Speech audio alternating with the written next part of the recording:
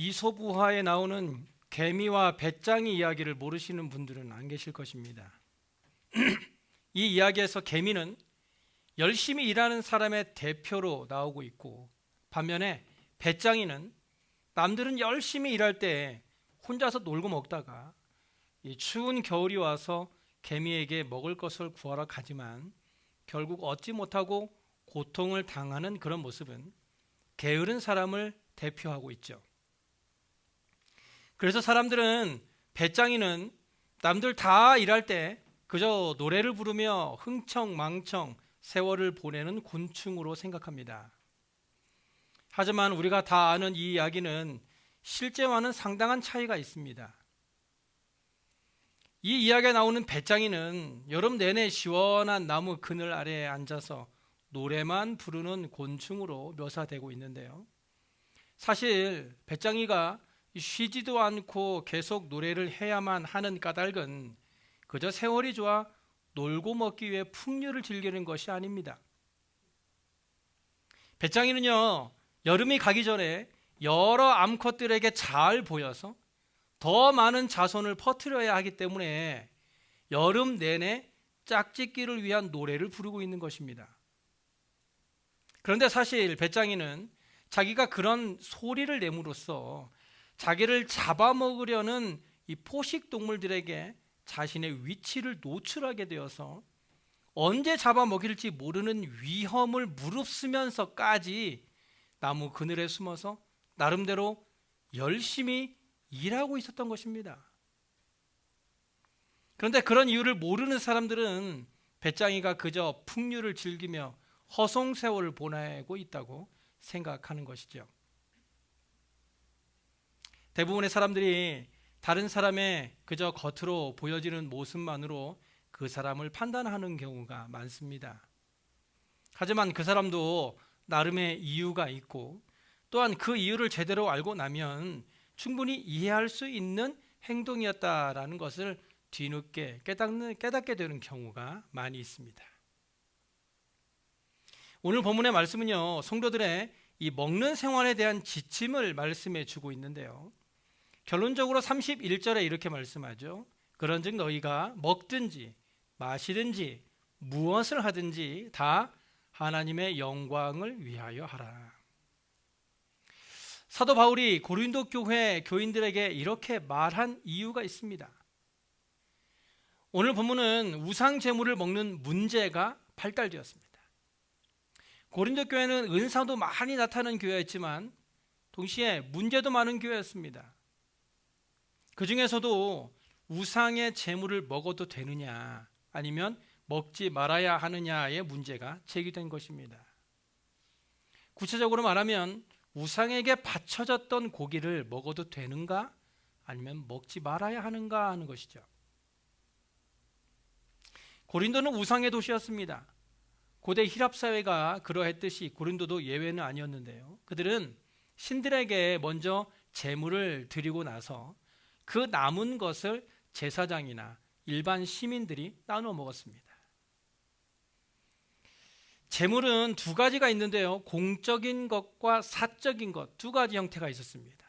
먼저 이 사적인 제물의 경우는 동물은 세 부분으로 나누어져서 일부는 제단에서 태워지고 또 일부는 제사장의 권리로서 갈비와 다리와 머리의 왼쪽 편을 제사장이 가져갑니다. 그리고 나머지 제물을 바친 사람이 그 남은 고기를 가져가게 됩니다. 그래서 제물을 바친 사람은 그 남은 고기를 가지고 가서 친척들과 함께 모여 잔치를 베풀게 되죠. 공적인 제물은 국가가 바친 것입니다. 그때 약간의 고기가 상징적으로 태워지고 제사장들이 그들의 몫을 차지한 후에 이제 남은 고기를 관리나 그 밖의 사람들이 가져가게 됩니다. 그런데 그들은 남은 고기를 시장에다 내다 팔았습니다. 그렇기 때문에 시장에서 파는 고기를 사도 그 고기가 이미 우상이나 이방신에게 제물로 바쳐진 것인지 아닌지를 알 수 없었던 것이죠. 이 문제를 더욱 복잡하게 하는 또 하나의 사정이 있었는데요, 그것은 당시 사람들이 악령의 존재를 진짜로 믿고 무서워했다는 것입니다. 그들은 악귀나 악령이 인간의 주위에 가득 차 있어서 언제든지 인간의 몸속으로 들어가려고 노리고 있다라고 생각하고 있었어요. 그래서 그런 악령이 인간의 몸 속에 들어가게 되면 그 사람의 몸을 상하게 하고 마음을 미치게 한다고 믿고 있었던 것이죠. 그런데 참 우스꽝스러운 것은 그런 악령이 인간 속으로 들어가는 방법 중에 하나가 바로 음식에 의한 방법이었습니다. 다시 말하면 이 사람이 먹는 음식물에 붙어가지고 악령이 사람의 몸 안으로 들어간다라고 생각했던 것이죠. 그래서 그것을 피하는 방법 중에 하나가 사람이 그 고기를 먹기 전에 선한 신에게 그 고기를 먼저 바치는 겁니다. 그렇게 하면 선한 신이 그 고기에 붙어서 악한 신을 막아준다고 믿었던 것이죠. 그런 까닭에 동물들은 거의 다 도살되기 전에 그 어떤 신에게 제물로 바쳐졌던 것입니다. 따라서 당시에는 이방신과 전혀 관련이 없는 고기를 먹는다라는 것은 거의 불가능했던 것이죠.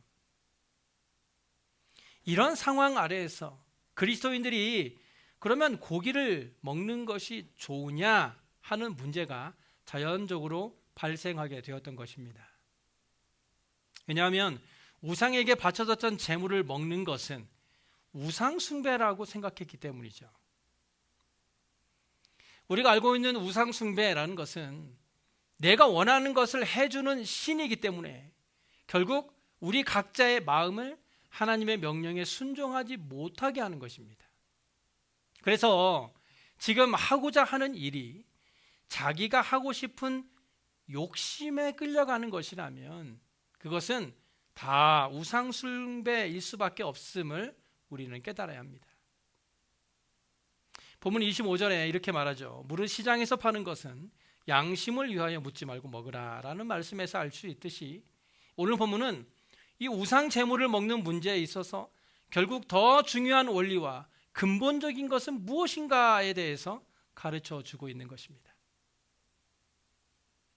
그런데 어떤 것은 선택의 여지가 없기 때문에 어떤 때는 양심을 위해 묻지 말고 먹으라고 하면서 묻지 않고 먹으면 되는 것이 있고 물어보고도 먹으면 안 되는 것이 있느냐라는 의문이 생길 수 있습니다. 사도 바울은 이런 문제를 해결하기 위해서 고린도전서 8장부터 10장에 이르도록 분명한 하나의 원칙을 말씀하고 있는데 그것은 바로 근본적이고 절대적인 원칙은 하나님 외에는 누구도 섬길 수 없다는 것입니다. 그런데 어떤 문제들은 하나님을 배반하는 것이 아닌데도 그 행위가 제3자의 눈으로 볼 때는 하나님을 섬기는 것이 아니라 오히려 배반된 행동으로 보일 수도 있다는 것입니다. 마치 배짱이가 나름대로 열심히 일을 하고 있는데도 사람들은 배짱이를 게으르다고 생각하는 것과 같은 것이죠. 고린도전서 8장 4절에 그런 일들에 대해 말씀하고 있습니다. 그러므로 우상의 제물을 먹는 일에 대하여는 우리가 우상은 세상에 아무것도 아니며 또한 하나님은 한 분밖에 없는 줄 아노라.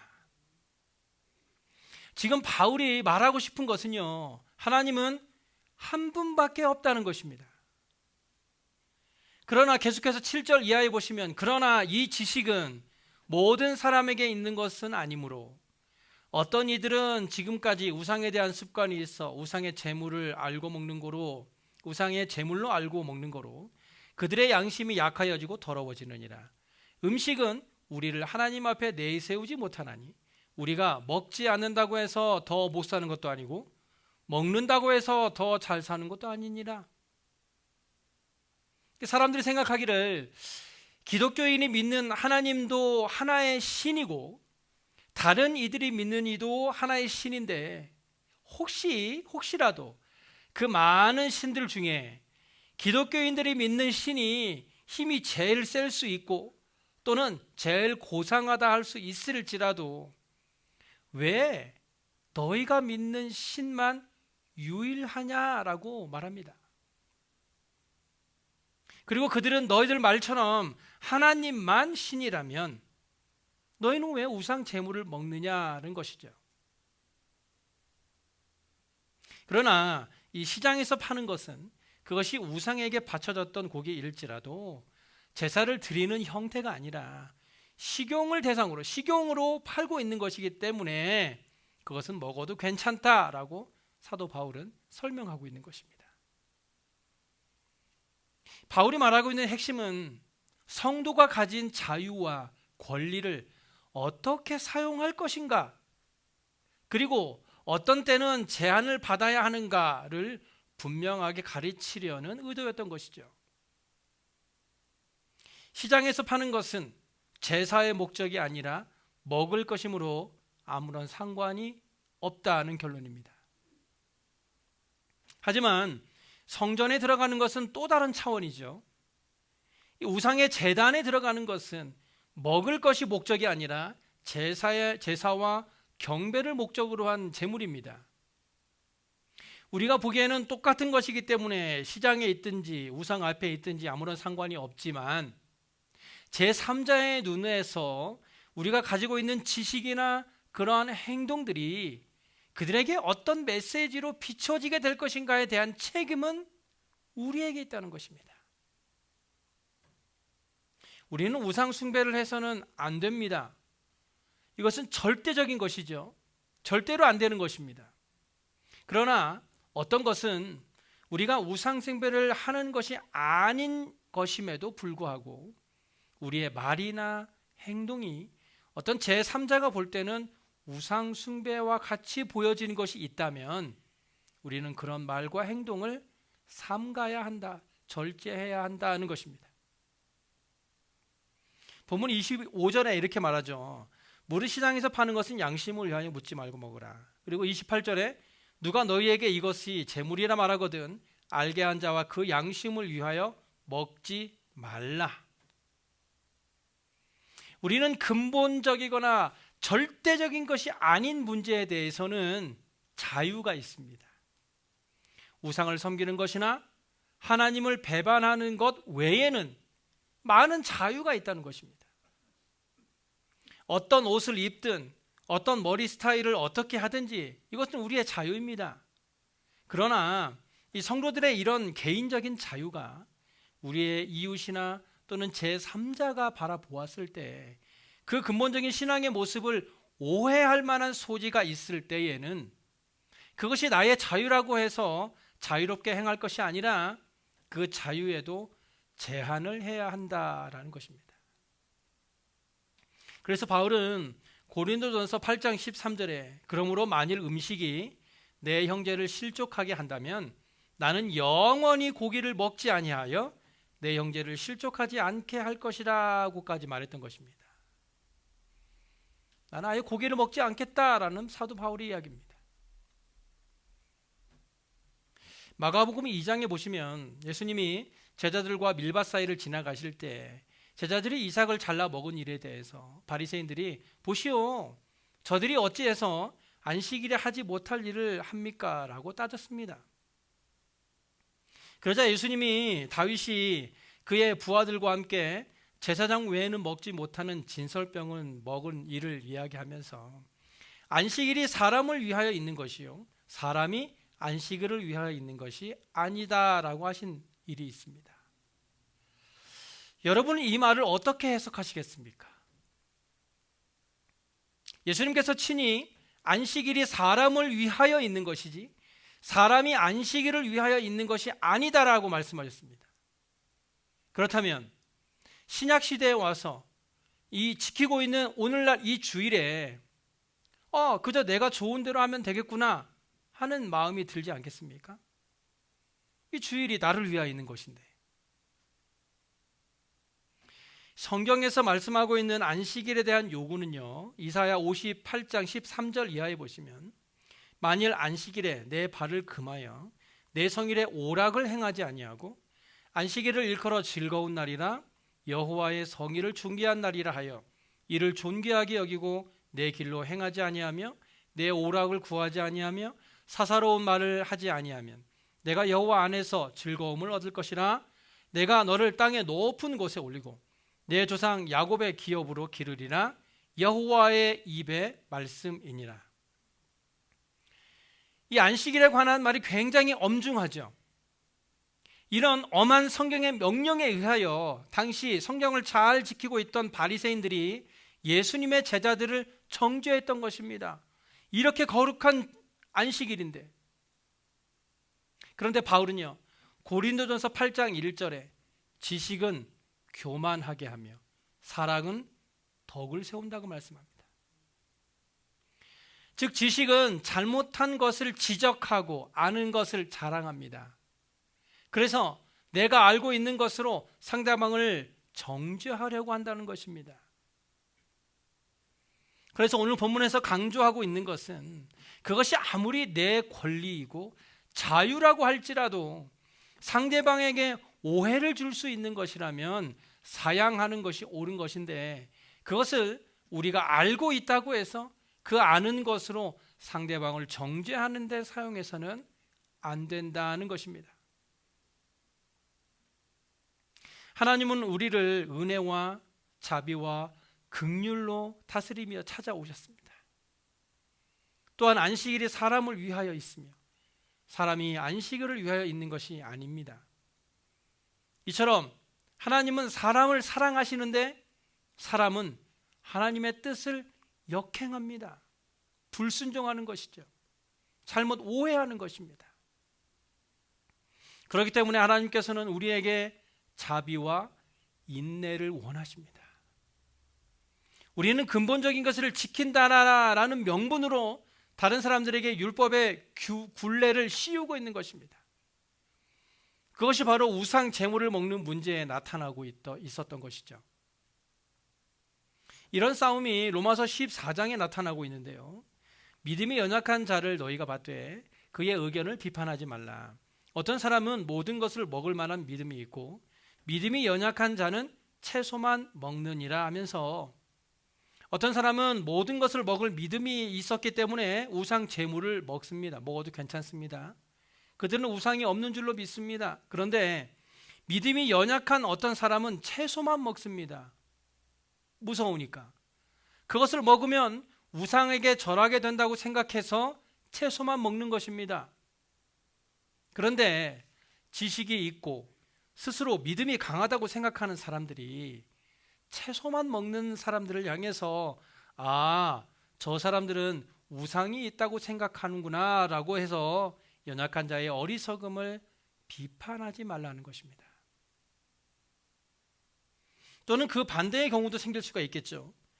남들이 내가 우상 제물의 고기를 먹는 것을 보면 남들이 오해할 것이 아니냐. 사도 바울 선생님이 남들이 실족하는 것이라면 나는 고기를 평생 먹지 않겠다고까지 말하지 않았느냐. 왜 그렇게 고기를 먹느냐? 라고 제3자가 오해할 때 같이 식사를 나눈 사람들끼리 그렇다면 누가 더 신실한가? 라는 것을 경쟁하라고 만들어 놓은 기준이 아니다라는 것입니다. 가끔 이 목사님들끼리 짧게 여행을 가게 되면요, 이런 문제들이 나타나기도 합니다. 이 다음날 새벽에 일어나서 새벽 예배를 들어야 하느냐 마느냐. 그럼 새벽 예배니까 5시에 일어나서 예배를 드려야 하느냐.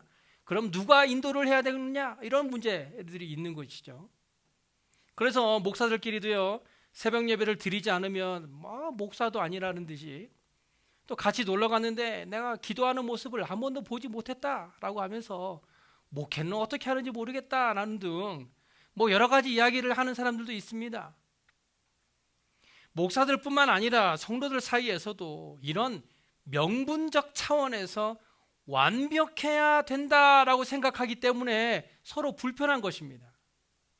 권사가, 장로가 그러면 안 되지, 이런 것이죠. 목사나 장로나 권사 이런 직분을 떠나서 모두가 아직 믿음이 자라나는 과정에 있다고 서로를 인정하고 서로 용서하고 이해하는 것이 사랑을 실천하는 그리스도인들의 모습인 것이지, 자기가 아는 것으로 서로를 판단하고 비판하는 것은 이 성경에서 가르치는 가르침과는 전혀 다르다라는 것입니다. 우리가 모든 음식을 먹기 전에는 모두가 기도를 하죠. 이게 법칙입니까? 꼭 기도를 하고 밥 먹어야 됩니까? 어떻게 생각하세요? 이 음식을 하나님께서 주셔서 하나님 감사합니다라는 감사의 기도를 드립니다. 그런데 가끔은 그냥 먹을 때도 있어요. 이런저런 상황에 잊어버렸거나 했던 것이죠. 그런데 어쩌다가 기도를 하지 않고 먹는다고 해서 하나님께서 야, 내가 너희에게 베푼 것을 너는 감사도 하지 않고 먹느냐? 하고 하나님이 체하게 하실까요?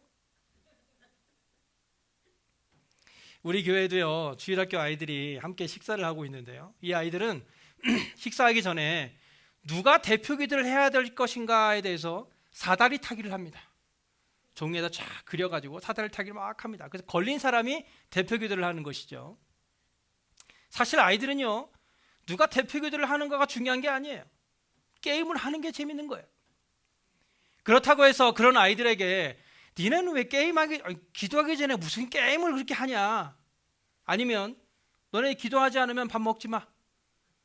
이렇게 말하는 것은 아이들의 믿음 성장에 아무런 플러스 요인, 오히려 마이너스 효과밖에 주지 못한다라는 것입니다.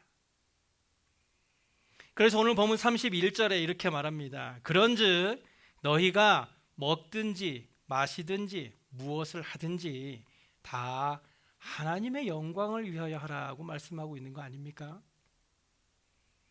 모든 일을 할 때에 그것을 하나님의 영광을 위해 먼저 생각하고 해야 하는 것이지, 그것을 나의 신앙적인 기준으로 판단해서 서로를 정죄하는 데 사용하지 말라는 것입니다. 그래서 사도 바울은 본문 마지막 절에서 이렇게 말합니다. 나와 같이 모든 일에 모든 사람을 기쁘게 하여 자신의 유익을 구하지 아니하고 많은 사람의 유익을 구하여 그들로 구원을 받게 하라. 바울은 성도들에게 덕을 세우고 유익을 구하고 도움이 되게 해서 결국 그들이 구원을 받을 수 있게 하는 것이 성도들의 참된 생활의 모습이라고 강조하고 있는 것입니다. 어떤 분들은 그렇게 말씀하시는 분들도 계세요. 교회 나오려면 담배부터 끊어야지. 담배 피우는 사람이 어떻게 교회 나옵니까? 여러분, 담배 피우면 교회 나오면 안 된다고 누가 그러던가요? 성경에 담배 피우는 사람은 교회 나오면 안 된다는 말씀이 있던가요? 있으면 저한테 좀 알려주시기 바랍니다. 아니면 담배 피우면 천국 갈 수 없다고 누가 말하나요? 성경에서 이야기하고 있습니까? 저는 지금 담배를 피워도 된다고 말씀하는 것은 아닙니다. 예수님은요, 마태복음 9장 13절에 이렇게 말씀하셨어요. 너희는 가서 내가 긍휼을 원하고 제사를 원하지 아니하노라 하신 뜻이 무엇인지 배우라. 나는 의인을 부르러 온 것이 아니요 죄인을 부르러 왔노라. 예수님께서는요, 죄가 없는 거룩한 사람을 부르시는 것이 아닙니다.